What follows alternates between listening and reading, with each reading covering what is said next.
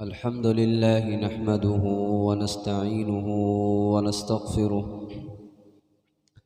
ونؤمن به ونتوكل عليه ونعوذ بالله من شرور أنفسنا ومن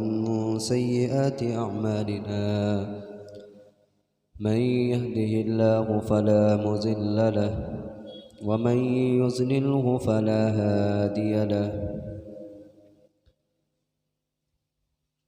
وأشهد أن لا إله إلا الله وحده لا شريك له وأشهد أن سيدنا وسندنا ونبينا ومولانا محمدا عبده ورسوله صلى الله تعالى عليه وعلى آله وأصحابه وبارك وسلم تسليما كثيرا كثيرا. أما بعد، فقد قال الله تبارك وتعالى في القرآن المجيد والفرقان الحميد: يا أيها الذين آمنوا اتقوا الله حق تقاته ولا تموتن إلا وأنتم مسلمون. قال النبي صلى الله عليه وسلم قال: التائب من الذنب كمن لا ذنب له. صدق الله العظيم وصدق رسوله النبي الأمين الكريم، ونحن على ذلك من الشاهدين والشاكرين، والحمد لله رب العالمين. محترم حضرات، سامعین کرام، پردہ نشی امت مسلمہ، اللہ سبحانہ و تعالیٰ کا بے حد احسان اور رحم کرم کا معاملہ رہا کہ اللہ سبحانہ و تعالیٰ نے ہمیں مسلمانوں کے گھر میں پیدا فرمایا. ہماری پیدائش ایمان والوں کے گھر میں ہوئی ہے. اس کا جتنا بھی ہم احسان کرتے رہیں، احسان ختم نہیں ہو سکتا. اللہ سبحانہ و تعالیٰ نے ہماری زندگی کو اور زندگی گزارنے کے لیے جو خدائی نظام ہے، اس نظام کو اور اس خدائی نظام کو بتانے کے لیے جناب محمد رسول اللہ صلی اللہ علیہ وسلم کو بھیجا ہے. صرف کتاب اور قانون دے کر قانون دے دیا جاتا، مگر کوئی سمجھانے والا بتانے والا نہیں ہوتا تو یہ انسان بے راہ روی کا شکار ہو جاتا. کوئی ماڈل نہیں ہوتا، کوئی آئیڈیل نہیں ہوتا. تو ہمارے لیے زندگی گزارنا اور خاص طور سے کتاب کو سامنے رکھ کر تو سب لوگوں کے اندر یہ ہوتا کہ جن کو جیسی بات اچھی لگتی، جو بات اچھی لگتی وہ اس کو اٹھاتے، اس پر عمل کرتے. ایک ہی آیت سے لوگ کتنے طریقے کے کام کرتے کہ ہم تو یہ سمجھتے ہیں، ہم تو یہ سمجھتے ہیں، ہم تو یہ سمجھتے ہیں. تو جناب محمد رسول اللہ صلی اللہ علیہ وسلم کی شخصیت کو اللہ سبحانہ و تعالیٰ نے مبعوث فرمایا اور اخلاق کریمانہ، اخلاق عظیم اور اخلاق حسنہ سے، یعنی تین جیسے اخلاق جو حضرت عیسیٰ علیہ السلام کے اخلاق کو اور شیس علیہ السلام کے اخلاق کو، حضرت عیسیٰ علیہ السلام کے اخلاق کو، یعنی کلی طور پر اخلاق کو پیش کر دیا کہ جناب محمد رسول اللہ صلی اللہ علیہ وسلم جتنے اخلاق کے کیٹیگریز ہو سکتے ہیں سب سے اوپر بالا تر جناب محمد رسول اللہ صلی اللہ علیہ وسلم کے اخلاق کو پیش کر دیا۔ اخلاق حسنہ اور اخلاق کریمانہ یا اخلاق کریم، خلق کریم کہہ لیں تو اخلاق حسن میں کیا تھا؟ حضرت موسیٰ علیہ السلام کے اخلاق میں کیا تھا کہ بدلہ کا دور تھا، بدلہ لینے کا۔ یہ بھی اخلاق کے ایک حصہ ہے کہ انسان ہم پر اگر ظلم کر رہا ہے تو ہم اس ظلم کے بدلے میں ہم اتنا ہی اس سے جو ہے اپنی دفاع کر سکتے ہیں جتنا کہ اس نے ظلم کیا ہے، جتنا اس نے مجھے مارا ہے، جتنا ہماری زمین قبضہ کیا ہے، کوئی چیزیں بھی ہو سکتی ہیں۔ تو اس چیز کو لے لے یا اس کو مار لے تو اس کے یہ بھی اخلاق کا ایک حصہ ہے جو حضرت موسیٰ علیہ السلام کا یہ اخلاق تھا کہ بدلہ لے لینا، جتنا اس نے کیا ہے اتنا ہی بدلہ لیا جائے، یہ بھی اخلاق کا ایک قسم ہے۔ تو یہ حضرت موسیٰ علیہ السلام کا اخلاق تھا، اخلاق حسنہ جسے کہتے ہیں۔ حضرت عیسیٰ علیہ السلام کے جو اخلاق تھے مورل، تو وہ کیا تھے؟ حضرت عیسیٰ علیہ السلام کے اخلاق میں یہ کہ کسی نے مارا ہے، کسی نے کچھ بھی ظلم کیا ہے کسی مسلمان بھائیوں نے یا کسی نے اس طریقے سے، تو حضرت عیسیٰ علیہ السلام کا اخلاق یہ کہ ان کو معاف کر دیتے۔ کیا کرتے؟ معاف کر دیتے۔ یہ اخلاق کریم ہے، یعنی خلق کریم جسے کہا جاتا ہے۔ تو پہلا اخلاق حسنہ جس اخلاق کے بارے میں یہ کہ بدلہ ہونا چاہیے کہ اس نے اتنا کیا ہے، اتنا ظلم کیا ہے، اتنا مارا ہے، میرے اتنے پلاٹ یا اتنے زمین کو قبضہ کیا ہے، ہم بھی بھائی کر لیں گے۔ تو یہ موسیٰ علیہ السلام کا اخلاق۔ پھر حضرت عیسیٰ علیہ السلام کا اخلاق کہ بس پیش کیا ہے، مارا ہے، کچھ بھی کیا ہے، ہم نے اس کو چھوڑ دیا، معاف کر دیا۔ اللہ کے نبی جناب محمد رسول اللہ صلی اللہ علیہ وسلم یہ کہ اللہ کے نبی نے فرمایا انا بعثت لاتم مکارم الاخلاق، کہ میں بھیجا گیا ہوں، میں مبعوث کیا گیا ہوں کہ میں اخلاق کریمانہ کو پیش کروں، یعنی معاف کرنے کا اخلاق کو میں نے سلیکٹ کیا ہے کہ ہم کو میرے اوپر کوئی ظلم کرے تو ہم اس کو معاف کر دیں، اس اخلاق کے ساتھ آئے۔ مگر اللہ سبحانہ و تعالیٰ نے اس اخلاق کریمانہ معاف کرنے والے اخلاق تک محدود نہیں رکھا، بلکہ اللہ کے نبی کو جناب محمد صلی اللہ علیہ وسلم کے بارے میں اللہ قرآن میں خود اللہ نے فرمایا وَإِنَّكَ لَعَلَىٰ خُلُقٍ عَظِيمٍ، کہ ہم نے آپ کو خلق عظیم پر فائز کیا ہے، آپ کے اخلاق کو خلق عظیم تک بڑھایا ہے، بلند کر دیا ہے۔ اب خلق عظیم کی تعریف کیا ہے؟ ایک تو خلق حسن کا مطلب کہ برابری کا بدلہ لے لینا، دوسرا خلق کریم جس میں ہے کہ معاف کر دینا، مگر تیسرا خلق عظیم جو صفت اخلاق کے اس میں یہ کہ جناب محمد رسول اللہ صلی اللہ علیہ وسلم کو یہ اخلاق دیا گیا جس کے بارے میں قرآن نے ذکر کیا ہے وَإِنَّكَ لَعَلَىٰ خُلُقٍ عَظِيمٍ، کہ اللہ فرماتے ہیں کہ نبی جی میں نے آپ کے اخلاق کو خلق عظیم پر رکھا ہے۔ خلق عظیم کیا ہے؟ خلق عظیم میں یہ ہے کہ بدلہ کا تو کوئی کنسپٹ ہی نہیں ہے، دوسرا یہ کہ معاف بھی کرنا، نبی صلی اللہ علیہ وسلم کے اخلاق یہ کہ معاف کرنا، اور معاف کرنے کے ساتھ ساتھ اسی شخص کے ساتھ خیر خواہی کا معاملہ کرنا، یہ جناب محمد رسول اللہ صلی اللہ علیہ وسلم کا اخلاق تھا۔ اتنے اوپر اخلاق کے معیار اور ان کا سٹینڈرڈ اتنا اخلاق کا بڑا ہوا تھا۔ تو یہ اخلاق کی جو تعریف ہے، واقعی ہم اس اخلاق کو دیکھیں گے صحیح نظریوں سے اور اس پہ تھوڑا سا فوکس کریں گے تو واقعی معلوم ہوگا کہ اگر ایسے اخلاق ہمارے ہونے لگے اپنے گھر والوں کے ساتھ، اپنے رشتہ داروں کے ساتھ، اپنے بھائیوں کے ساتھ، اپنے پڑوسیوں کے ساتھ، اپنے کاروبار میں جو ہمارے ساتھ رہ رہے ہیں ان کے ساتھ یہ اخلاق اگر ہونے لگے تو واقعی میں کہتا ہوں کہ ایسے شخص کے ساتھ اگر ایسا اخلاق کسی کے ساتھ پیش کر دیا جائے تو وہ انسان آپ کا گرویدہ ہو جائے گا۔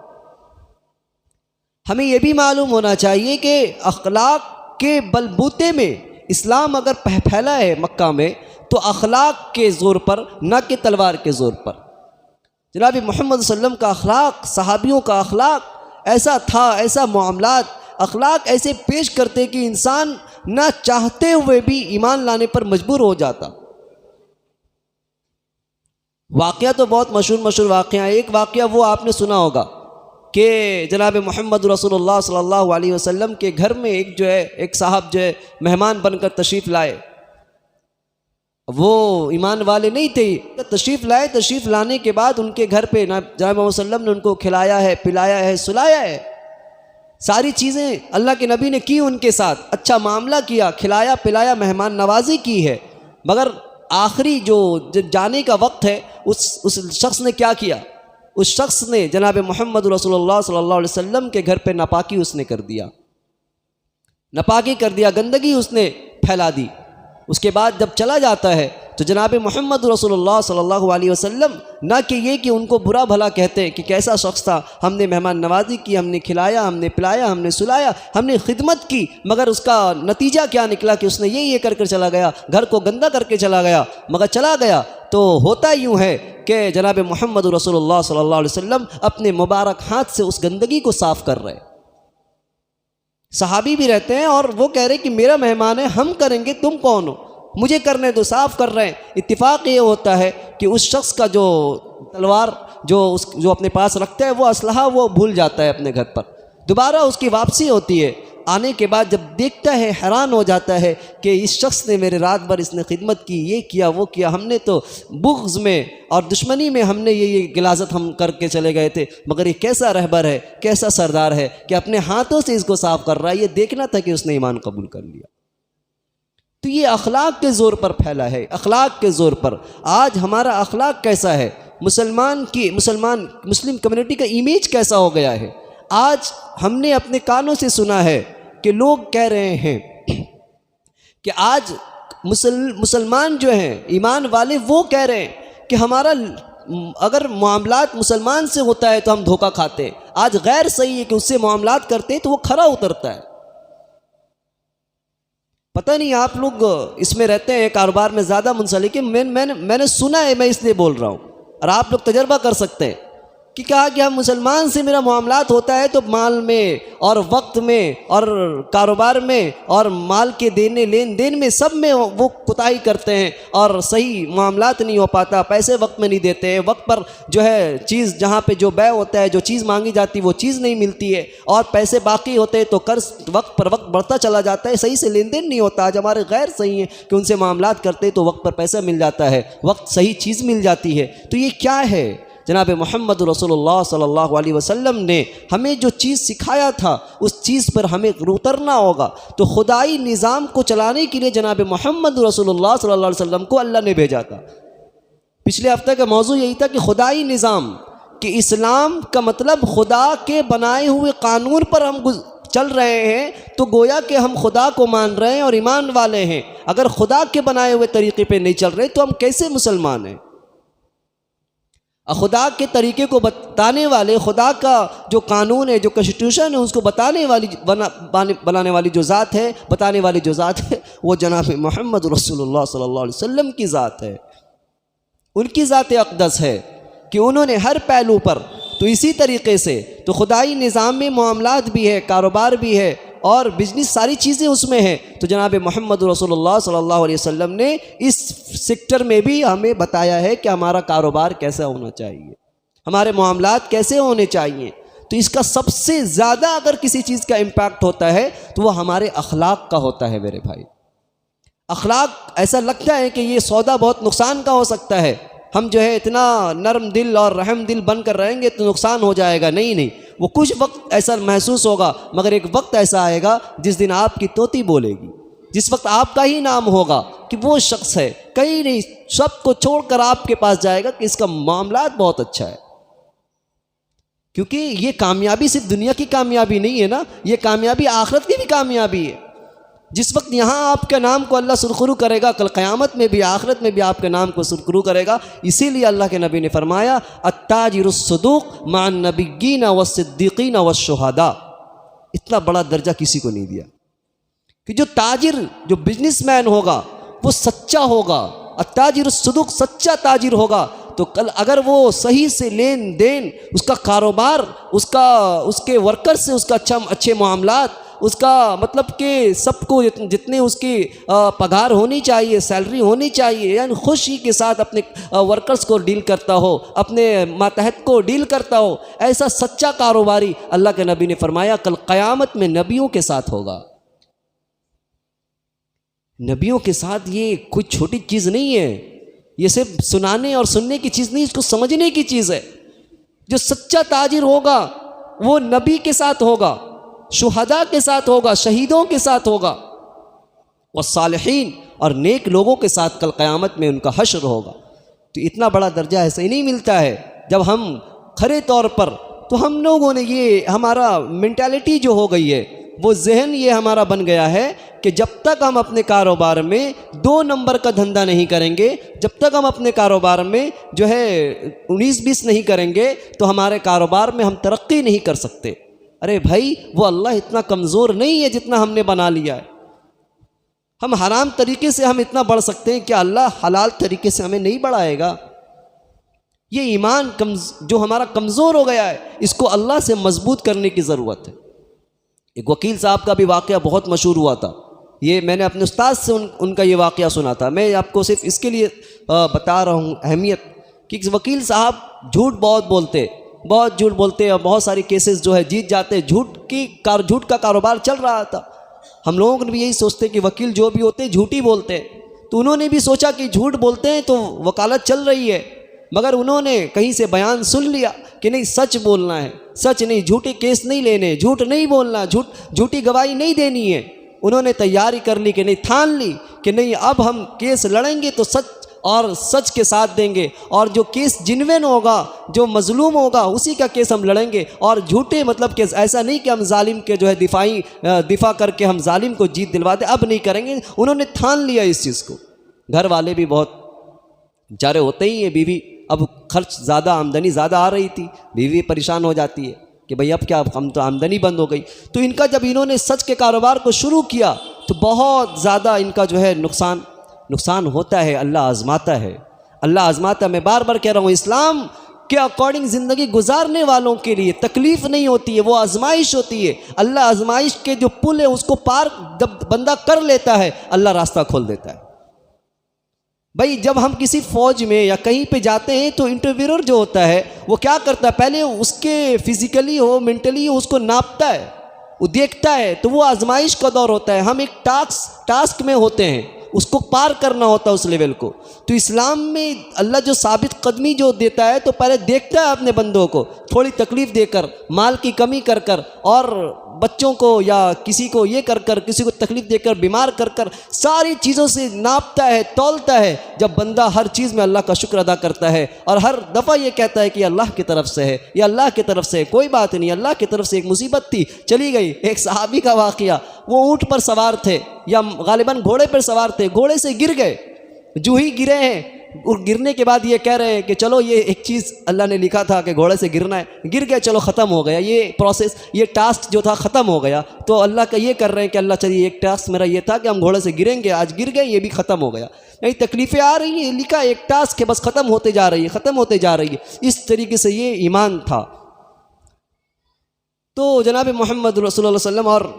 ان کے صحابیوں کا واقعہ، پھر یہ وکیل صاحب کا واقعہ پھر یوں لکھا کہ انہوں نے جب شروع کیا کاروبار حلال طریقے سے، ایک دم ٹھان لی کہ نہیں، اب تو بعض لوگ ہمارے ایسے ہیں، ہمارے دوست، کہ شروع میں بہت اچھے انداز میں اور بہت پیارا اور سچے کا کاروبار، سچ کاروبار اور یہ وہ شروع کرتے ہیں، مگر کچھ دن چلنے لگے۔ آپ دکانوں پہ دیکھیں، دکان بھی اب جو پوڑی کے دکان ہوتے ہیں، مٹھائی کے دکان ہوتے ہیں، بہت سارے ہوٹلیں ہوتے ہیں، شروعات جب اس کا اوپننگ سیریمنی ہوتا ہے، اس دن ان کا ہر چیز اچھا، کھانا میں ٹیسٹ، پوڑی میں ٹیسٹ، بھاجی میں ٹیسٹ، ہر چیز میں ٹیسٹ ملے گا آپ کو بہت بھرپور۔ وہی دکان اب چلنے لگتی ہے، 10 دن 20 دن اور 1 مہینہ 2 مہینہ گزر جائے، پھر وہ اسی لیول پہ آ جاتے ہیں۔ تو یہ کیا ہے؟ تو جمانا ہوگا، پھر آپ کی دکان کی وہ شہرت ہوگی، آپ کے کاروبار کا وہ شہرت آپ کو مل جائے گی کہ لوگوں کا تذکرہ کہیں بھی، بھائی وہ ان سے مل لو، وہاں دھوکہ نہیں ہوتا ہے، سارے لوگوں کا کنسنٹریشن آپ کی طرف جاتا ہے، توجہ آپ کی طرف اڑ جاتی ہے۔ تو اس وکیل صاحب نے شروعات تو کی، مگر کیا ہوا، ان کا ڈاؤن فال ہونے لگا، کمزوری آنے لگی، مال میں کمی ہونے لگی، اور گھر والے پریشان، کیونکہ ایک ٹرن اوور تھا 2 لاکھ کا ٹرن اوور چل رہا تھا، ایک بیگ جو ہے ان کا سڈنلی جو کم ہو جانا کہ گھر صحیح سے نہیں چل رہا ہے، تو سب جگہ سے پریشان ہونے لگے، مگر انہوں نے ٹھان لی تھی اور دم 100% اور مضبوطی کے ساتھ انہوں نے اللہ یہ کر لیا تھا کہ نہیں تو نہیں، سچ تو سچ، تو ہوتے ہوتے ہوتے ہوتے ہوتے ایک دن ایسا آیا کہ انہوں نے ان کی سچائی اور ان کے انصاف اور ان کا ظلم، یعنی جو جینوئن کیسز ہوتے تھے، ان کو سب جگہ یہ شہرت ہو گئی کہ یہ وکیل صاحب کوئی بھی کیس لیتے ہیں جینوئن لیتے ہیں، اور یہ بات اتنی مشہور ہوئی کہ جج تک کو یہ بات معلوم ہو گئی کہ یہ بندہ کسی کے لیے بھی اگر کھڑا ہو جائے گا تو سچ بولے گا، جھوٹ نہیں بولے گا۔ اب جو شخص ان کو کیس دیتا ہوئی جس کے لیے کھڑے ہو جاتے، جج بھی سمجھ جاتا کہ یہ بندہ جھوٹ بول ہی نہیں سکتا، یہ اس نے تو تھان ہی لیا ہے، تو جس کے لیے کیس لے جاتے تو ان کو کیس کی جیت مل جاتی۔ ایسے ہی کرتے کرتے کرتے کرتے ایک دن ایسا آیا کہ بھائی تو جو وکیل ہوتے ہیں، وکلا ہوتے ہیں، پھر ان کا وہ ٹریننگ ہوتے ہوتے ایک دن ایک لیول پہنچتا ہے کہ ان کو جج بنایا جاتا ہے۔ تو جج بھی تو ایسے لوگ بنتے ہیں جو جینوئن پرسن ہوتے ہیں، جو جج انصاف منصف پسند ہوتا ہے، جن کے اندر انصاف اور عدل کا معیار ہوتا ہے، اسٹینڈرڈ ہوتا ہے۔ تو سب لوگوں نے بھی سمجھ لیا، سب ججوں نے بھی سمجھ لیا کہ اب جج کسی کو بنایا جائے گا تو ان کو بنایا جائے گا، کیونکہ یہ منصف آدمی ہے، عدل پسند آدمی ہے، اور یہ کسی کی جھوٹ نہیں بول سکتے، اور جھوٹا جو ہے کہ جیت بھی کسی کو نہیں دلا سکتے۔ تو ان کو ایک مرتبہ کیا کیا گیا، ایک دن ایسا آیا کہ ان کو جج بنایا گیا۔ تو انہوں نے سمجھ لیا کہ نہیں یہی ہے کہ اللہ سبحانہ و تعالیٰ آزماتا ہے، آزمائش میں جو کامیاب ہو جاتا ہے پھر اللہ سبحانہ و تعالیٰ اس کو ترقی سے نواز دیتا ہے۔ تو ہم اپنے ذہنوں سے یہ چیز کو نکالیں، جھوٹ ہی آگے بڑھ سکتا ہے اور ہمیں آگے بڑھا سکتا ہے، نہیں، ہم سچ کو پکڑیں گے اور اپنے اخلاق جو صحیح ہیں اس کو پیش کرنے والے بن جائیں گے۔ تو جتنے بھی، کیونکہ ہر انسان ہے،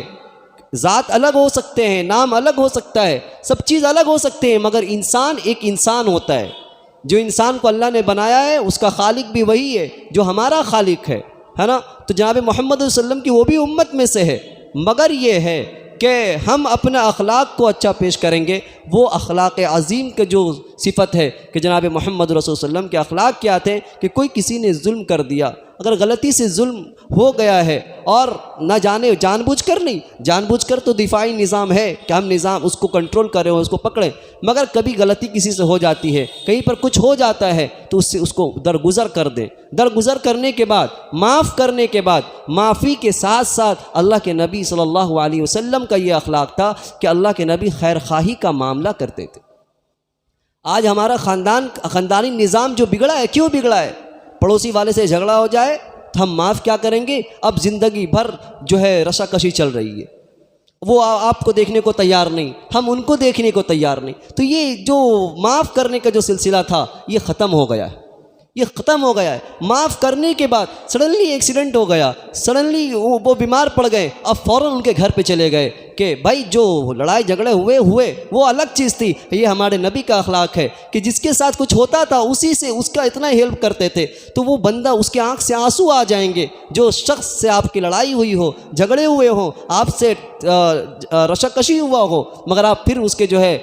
وہ بیمار پڑتا ہے تو آپ اس کو ہاسپٹل میں دیکھنے جاتے ہیں، وہ بیمار پڑتا ہے تو آپ گھر جاتے ہیں، آپ اس کے ساتھ خیرخواہی کا معاملہ کرتے ہیں، وہ بندہ آپ کا گرویدہ ہو جائے گا۔ یہ اخلاق یہ اسلام سکھاتا ہے، جناب محمد رسول اللہ صلی اللہ علیہ وسلم سکھاتے ہیں۔ تو یہ اخلاق صرف ہمارے مسلمان بھائیوں کے ساتھ نہیں، غیروں کے ساتھ بھی ہے۔ جب امن کا ماحول ہو تو جو حقوق، جو اخلاق ہم مسلمان کے لیے پیش کیا جاتا ہے وہ ہمارے غیر بھائیوں کے ساتھ بھی پیش کیا جاتا ہے، جو ایمان والے نہیں ہیں ان کے ساتھ بھی ہمارا اخلاق ایسے ہی ہونے چاہیے۔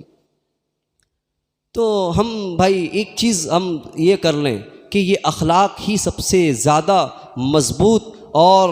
مستحکم کوئی اگر چیز ہے، تلوار ہے اور ویپنس ہے تو وہ یہی ہے کہ ہم اپنے اخلاق کو بدل لیں، ہم اپنے اخلاق کو اچھا کرنے کی کوشش کریں۔ ہمارا رویہ، ہمارے چال سے، ہمارے چلن سے اخلاق جھلکے کہ یہ کیسا ہے۔ اب اخلاق صرف زبان سے نہیں ہوتے، اخلاق کا مطلب یہ بھی ہوتا ہے کہ انسان غلط چیزوں کو دیکھ کر اب اس کو غلطی کو غلط سمجھنا بھی، یہ بھی اخلاق ہے۔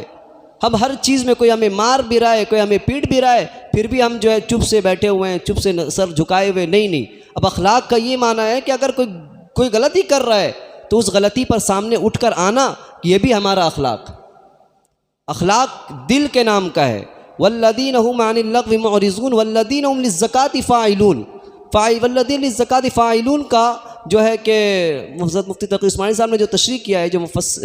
تشریح کیا ہے، ترجمہ کیا ہے، اس کے تفسیر میں آپ جائیں گے، انہوں نے یہ بھی لکھا ہے کہ دل کے اٹھنا بیٹھنے کو یہ اخلاق کا اصل پہلو ہے، کہ ہمارا اخلاق ہر غلط چیزوں میں صحیح طرح سے اٹھنا اور اچھی چیزوں میں اس کو اپریسیٹ کرنا۔ ہم کہتے ہیں کہ کچھ بھی ہو جائے ہم ایسے ہی رہیں گے، کچھ نہیں بولیں گے، تو یہ اخلاق نہیں ہے۔ غلط چیزوں میں بولنا یہ اخلاق ہے۔ کوئی آپ کے گھر میں آ کر کسی کو حملہ کر رہا ہے، آپ کے بہن کو مار رہا ہے، آپ کے بھائی کو پیٹ رہا ہے، آپ ہم اپنا اخلاق ہی دکھائیں گے، وہ اخلاق نہیں۔ اس وقت کیا کرنا، وہ اس وقت اخلاق یہ ہے کہ کوئی ہمارے بہن کو کچھ بول رہا ہے تو ہم اس کو اٹھ کر پیٹیں گے یا سمجھائیں گے یا ماریں گے، یہ اس وقت اخلاق ہوگا، دین کا تقاضا ہوگا کہ یہ کیسا انسان ہے، غیرت مند نہیں ہے کہ بھائی بہن کو پیٹ رہا ہے یا بھائی کو بیجا اس پر حملہ کر رہا ہے، تو ہم کیسے خاموش رہ سکتے ہیں۔ تو جناب محمد رسول اللہ صلی اللہ علیہ وسلم نے، اور یہ اسلام کا جو خدائی نظام ہے جو خدا نے بنایا ہے، اور ہم نے ایمان قبول کر یہ اگری کیا ہے، اگریمنٹ بنایا ہے کہ اللہ سبحانہ و تعالیٰ سے کہ ہماری زندگی جو گزرے گی وہ خدا کے بنائے ہوئے نظام پر گزرے گی، خدا کے بنائے ہوئے قانون کے مطابق ہماری زندگی گزرے گی۔ اور جناب محمد رسول اللہ صلی اللہ علیہ وسلم نے پریکٹیکل طور پر اس کو کر کے دکھایا ہے کہ دیکھو اللہ نے یہ ہمیں بتایا ہے، اس طریقے سے ہم زندگی گزاریں گے تو گویا کہ ہم مومن ہیں، مسلم ہیں، ورنہ نام کے مسلمان اور کام کے ہم مسلمان نہ رہیں، ایسا ایمان اللہ کو پسند نہیں ہے۔ اسی لیے اللہ نے فرمایا ہے یا ایھا الذین آمنوا ادخلوا فی السلم کافہ، کہ اے ایمان والو کہ تم ادخلوا فی السلم کافہ، کہ تم جو ہے مسلمان یعنی اسلام میں پورے داخل ہو جاؤ، پورے داخل ہو جاؤ۔ یہ مومن سے، یعنی جو مومن ہے، جو ایمان والے ہیں، ان سے یہ خطاب کیا جا رہا ہے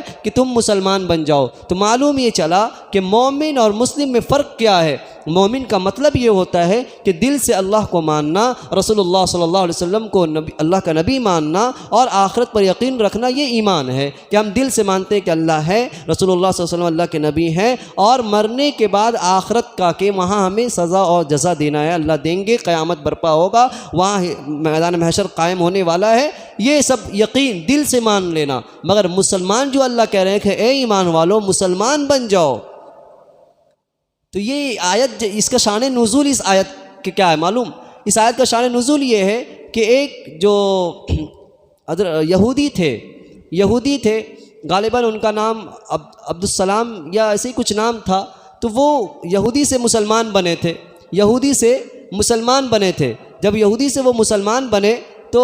ان کو اللہ کے نبی کو کہہ رہے ہیں کہ ٹھیک ہے ہم تو مسلمان بن گئے ہیں، مگر ایک چیز ہے جو یہودی میں، مذہب یہودی میں جو ہے کہ یہ کام کرنے کا ہے، ہم چاہتے ہیں کہ ہم مسلمان بننے کے بعد بھی ہم وہ کام کو کریں۔ یعنی آدمی نہیں کہتا ہے کہ ٹھیک ہے ہم آپ کے گروپ میں آ گئے ہیں مگر ہم وہاں پہ یہ کام کرتے تھے، ہم وہ بھی کام اس گروپ میں کریں گے۔ تو اللہ نے یہ آیت کیا کہ نہیں آنا ہوگا تو مکمل آؤ، ہم کو میجورٹی نہیں چاہیے، ہم کو بہت دکھانا نہیں ہے کہ بہت مسلمان اور ایمان والے آ گئے تو آ جاؤ، بہت نہیں، آنا ہے تو پورے مسلمان بن کر آؤ، ورنہ تمہارے ایمان کا کوئی پرواہ نہیں، تم مسلمان بن کر کوئی فائدہ نہیں۔ اس سے پہلے کی جو حدیث بیان کی گئی تھی اس میں بھی یہی تھا کہ کچھ لوگ مطلب کہ دیہات سے آئے، اللہ کے نبی سے ایمان قبول کر لیا، قرآن نے اس کا ذکر کیا ہے، قرآن نے اس کو بیان کیا ہے کہ مسلمان بن گئے، اللہ کے نبی جناب محمد صلی اللہ علیہ وسلم سے کہنے لگے کہ کیا ہم ایمان لے آئے، ایمان لانے کے بعد ہم کو پورا حقوق ملے گا؟ تو جو حقوق مسلمان کو مل رہے ہیں وہ ملیں گے؟ تو بولا بھائی ملیں گے، ضرور ملیں گے۔ اور ملنے کے باوجود بھی ان کا یہ کہنا کہ نہیں، کہ ہم کو اس طریقے سے نہیں مل رہا ہے، ہم کو اور چاہیے تھا، ہمیں زیادہ چاہیے تھا، ہم تو اتنا دور سے آئے ہیں، گاؤں سے آئے ہیں، ایمان قبول کر لیا، آپ اتنا کم کیوں دے رہے ہیں، ہم کو زیادہ چاہیے، ہم کو یہ چاہیے، تو ہم کو وہ چاہیے۔ تو اللہ نے منع کر دیا کہ ضرورت نہیں ہے ایسے ایمان والوں کے کہ جو ایمان قبول کرے تو پیسے کے لالچ میں، گھر کے لالچ میں، کاروبار کے لالچ میں اور اپنے بزنس کو بڑھانے کے لالچ میں ایمان قبول کر لے۔ آپ کہہ دیجئے ایسے ایمان والوں کی ضرورت نہیں ہے۔ تو یہی اسلام ہے۔ اسلام لانا مطلب اللہ کو سامنے رکھ کر اسلام لانا، جناب محمد رسول اللہ صلی اللہ علیہ وسلم کو اپنا پروفٹ سمجھ کر اسلام لانا کہ یہ اسلام کا پہلو ہے، یہ اسلام کا کام ہے۔ تو مومن کا مطلب دل سے مان لینا، ایمان کا مطلب دل سے مان لینا اللہ اور اللہ کے رسول کو اور آخرت کو۔ مگر مسلمان جو اللہ کہہ رہے ہیں کہ مسلمان بن جاؤ، مسلمان کا مطلب یہ ہوتا ہے، مسلمان ایک ورڈ ہے سلم، السلم یعنی سین لام میم، اس کے مطلب ہے اپنے آپ کو سپرد کر دینا، اپنے آپ کو سرنڈر کر دینا کہ اب آپ جیسا چاہیں گے، یعنی کس کے سامنے؟ اللہ کے سامنے اور جناب محمد رسول اللہ صلی اللہ علیہ وسلم کی اتباع کے سامنے، کہ جناب محمد صلی اللہ علیہ وسلم کے جو نقوش ہیں، جو نقشے ہیں، جیسے انہوں نے زندگی گزاری ہے، اے اللہ ہم ایسے ہی زندگی گزاریں گے، اور آپ نے جو حکم دیا ہے اے اللہ ہم ویسے ہی اسی حکم کے مطابق ہم اپنی زندگی گزاریں گے۔ اس کا نام ہے مسلمان۔ ورنہ اب ہم دیکھیں، اپنا محاسبہ کریں، ہم مومن ہیں مگر جو اللہ، جو قرآن جو مطالبہ کر رہا ہے، جو جس اسلام کا اس مطالبہ میں ہم فیل ہیں، وہ یہ ہے کہ مسلمان یعنی اپنے آپ کو سپرد کر دینا، جس طریقے سے جناب وسلم کیا ہے اس طریقے سے زندگی گزارنا، اور اللہ نے جس چیز سے منع کیا ہے اس سے رکنا، اور جس چیز کا کرنے کا حکم دیا اس چیز کو کرنا، یہ ہے مسلمان۔ یعنی ایمان ایک تھیوری چیز ہے جو یہاں پہ بسایا جاتا ہے، مگر مسلمان کیا ہے؟ اس کو پریکٹیکل کر کر دکھانے کا نام مسلمان۔ تو ہم سب پریکٹیکل کے لیے تیار ہو جائیں، ہم سب اپنے قول سے اور فعل سے، ایمان دونوں چیز کا نام ہے، ایمان دونوں چیز کا نام ہے، قول کا بھی فعل کا بھی۔ ہم زبان سے تو بہت کہہ رہے ہیں کہ یہ ہے یہ ہے یہ ہے، مگر فعل جو کم کرنے کے کام ہے کوئی کہہ نہیں پا رہا ہے کہ یہ مسلمان ہے۔ مسلمان بھی ایسا ہوتا ہے، مسلمان بھی ایسا ہوتا ہے۔ واقعہ یوں نیم ہے، نک نیم کیا ہے؟ کوئی دیوبندی ہے، کوئی وہابی ہے، کوئی بریلی ہے، کوئی یہ سب ٹائٹلز ہیں، آل آر ٹائٹلز، یہ سب ٹائٹلز ہیں، یہ سب کوئی مین چیز نہیں ہے۔ مین چیز تو مسلمان ہے، جو جناب محمد رسول اللہ صلی اللہ علیہ وسلم نے ہمیں بتایا ہے کہ مسلمان بن جاؤ۔ بولتے ہیں نا کہ ہم سب ہیں، ہم یہ ہیں، ہم وہ ہیں، بھائی سب سے پہلے ہم مسلمان بھی ہیں، اس پر بھی غور کر لیا جائے، پھر ہم جو ہے آگے بڑھیں گے۔ تو ہمیں چاہیے کہ ہم سچے طور پر جو خدائی نظام جو ہے، اللہ کا جو بنایا ہوا قانون ہے، بھائی اس کو ماننے والے بن جائیں۔ جیسے اللہ کہتے ہیں ہم ویسے ہی چلیں گے، جیسے جناب محمد صلی اللہ علیہ وسلم نے چل کر دکھایا ہے، جس فعل کو کر دکھایا ہے اس فعل کو کرنے والے بن جائیں گے، پھر ہمارے لیے کامیابی ہے، پھر ہمارے لیے کامیابی ہے۔ ہم دنیا میں بھی کامیاب ہوں گے، کل آخرت میں بھی ہماری کامیابی جو ہے قدم چومے گی۔ اصل کامیابی تو آخرت کی کامیابی ہے۔ اللہ فرماتے بل تؤثرون الحیات الدنیا والآخرۃ خیر وابقیٰ۔